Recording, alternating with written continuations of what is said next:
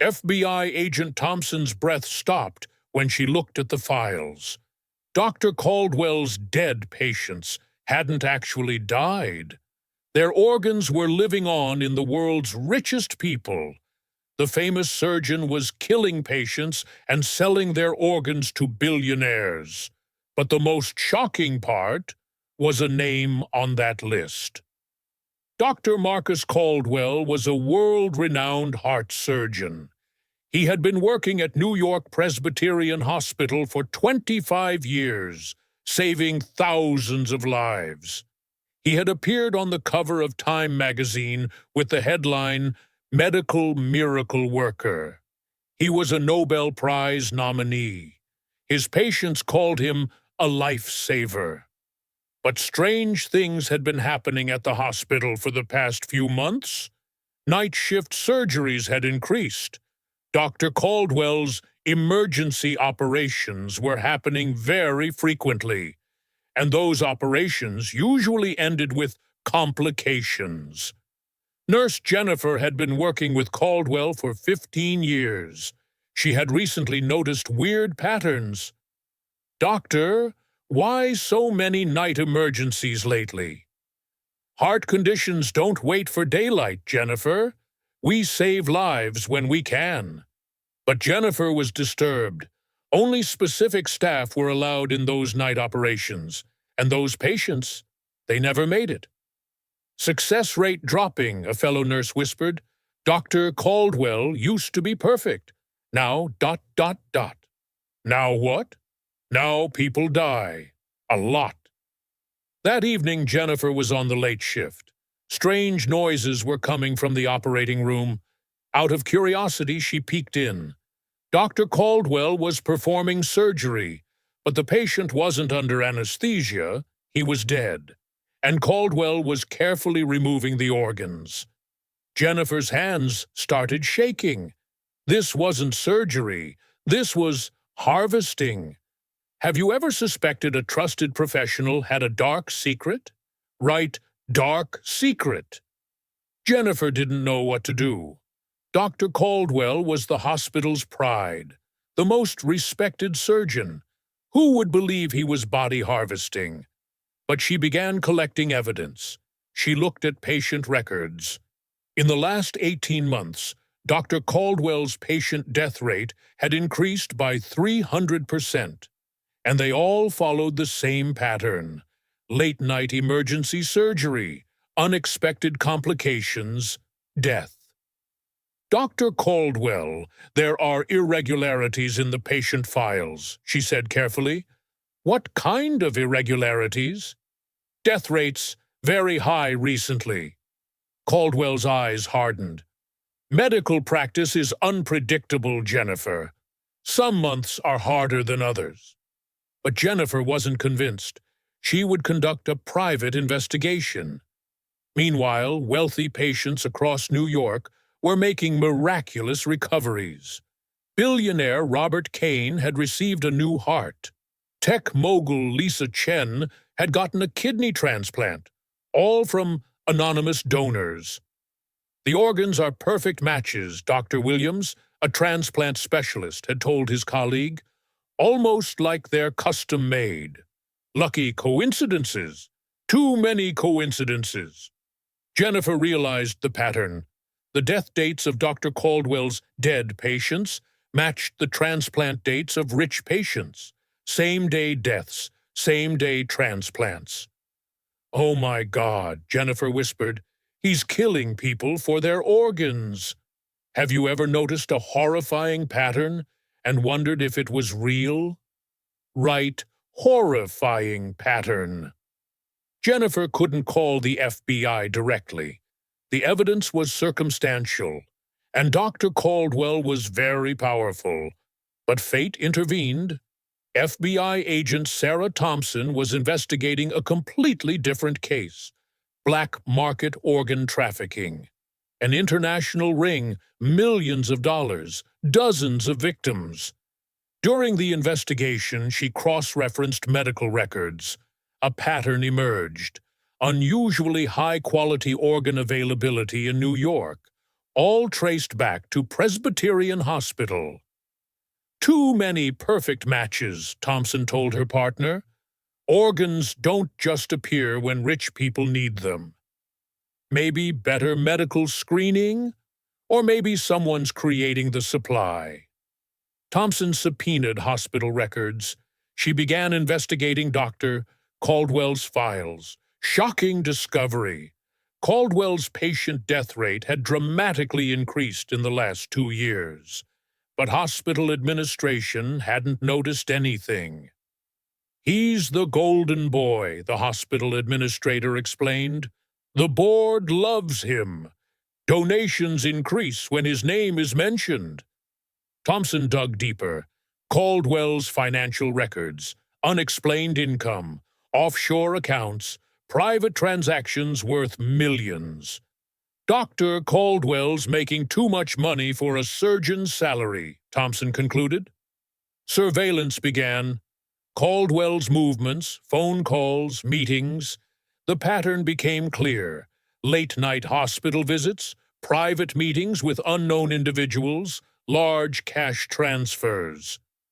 "We need an inside source," Thompson decided.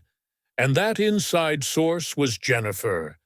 Have you ever thought about being a key witness in a professional investigation?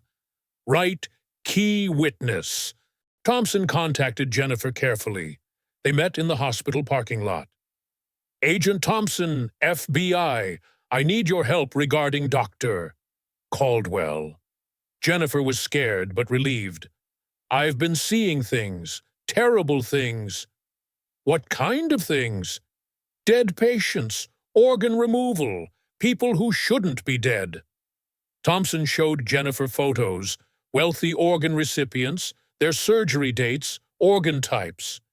"Do these dates match any of Dr. Caldwell's operations?"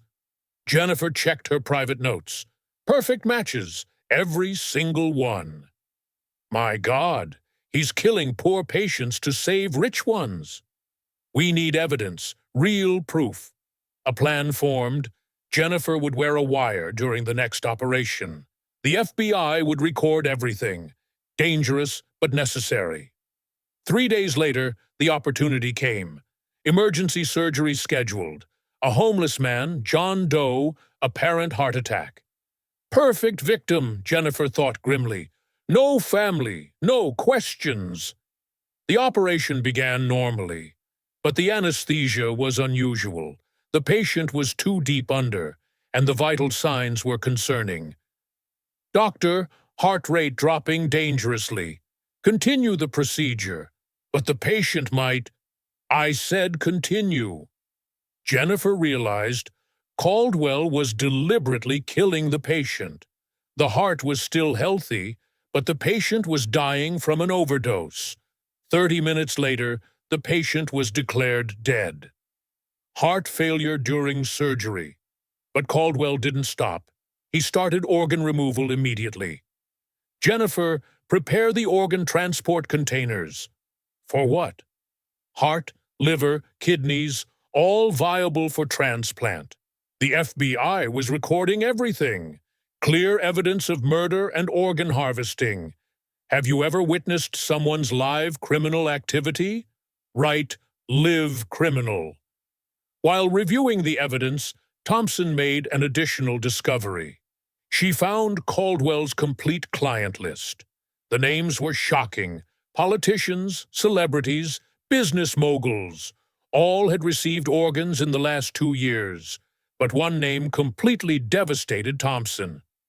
Detective James Thompson, heart transplant recipient, date, March 15th, 2022. Thompson's own father.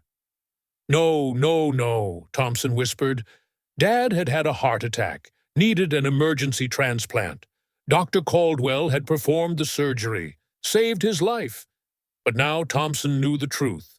Someone had died for Dad's heart. A murder victim whose heart now beat in her father's chest. She called home. "Dad, your heart surgery with Dr. Caldwell, do you remember the details?" "Sure, sweetheart. Emergency surgery. Dr. Caldwell said a donor heart became available the same day. Miracle timing. The same day?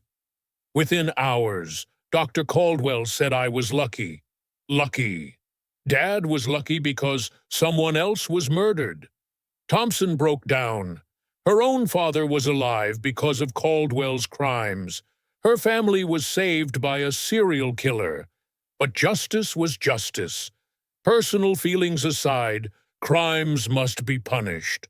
The final raid was planned. Simultaneous arrests. Caldwell, his accomplices, organ buyers, complete network takedown. "Are you sure about this?" her supervisor asked. "Your father's involved?" "My father's a victim too. He didn't know." But if Caldwell goes down, the public might learn about organ sources. Then the public learns. Truth matters more than reputation. Have you ever learned that your loved one unwittingly benefited from criminal activity? Write painful truth. The raid took place at multiple locations. Caldwell was arrested during active organ removal surgery. 47 accomplices were taken down. The evidence was overwhelming. 300-plus murders, $100 million organ trafficking empire, international buyers network. The trial was sensational. Caldwell's fall from medical hero to mass murderer shocked the world. Dr. Caldwell systematically murdered patients for profit, the prosecutor stated. He violated every medical oath, every human value. The defense tried. My client saved thousands of lives during his career by ending hundreds of others. Life sentence without parole. But the story didn't end there. Thompson's father learned the truth about his heart. Initially devastated, but he chose positive action. "I can't change where this heart came from," he told his daughter, "but I can honor the victim by living a meaningful life." He started a foundation for organ donation awareness, legal, ethical organ sharing. Caldwell, in prison, underwent a transformation. Solitary confinement gave him time for reflection. "I became obsessed with playing God," he wrote in his diary, "deciding who lives, who dies. Money corrupted my purpose." He applied for permission to teach medical ethics to inmates. The request was initially denied. 2 years later, it was approved for limited teaching. Caldwell began a program, Medical Ethics and Human Value. "I can't undo the murders I committed," he told inmates, "but I can prevent others from choosing money over morality." Jennifer, traumatized by the experience, left hospital work. She started a free clinic in a homeless shelter. "Dr. Caldwell showed me medicine's dark side," she told volunteers. "Now I practice medicine as it should be, healing without profit." The free clinic treated the homeless, addicts, the mentally ill, people Caldwell had targeted as victims. "Every life I save honors the people he killed," Jennifer explained. "If this medical redemption story moved you, write medical redemption." Dr. Caldwell's story shows that even healers can become killers when money corrupts purpose. But true iron will means using power to heal, not harm. Medical knowledge is a tool. It can save life or take life. Choice determines hero or monster. Caldwell chose money over morality, became a mass murderer. Prison taught him too late. Real success is measured in lives saved, not dollars earned. Jennifer and Thompson's father found redemption through service. Free medical care for forgotten people, legal organ donation advocacy. Iron will in medicine. Heal everyone equally, rich or poor, powerful or powerless. A real medical hero doesn't profit from suffering. A real medical hero ends suffering, regardless of payment. Iron will. True healers create life. not destroy it for profit. Subscribe for more Iron Will medical ethics stories.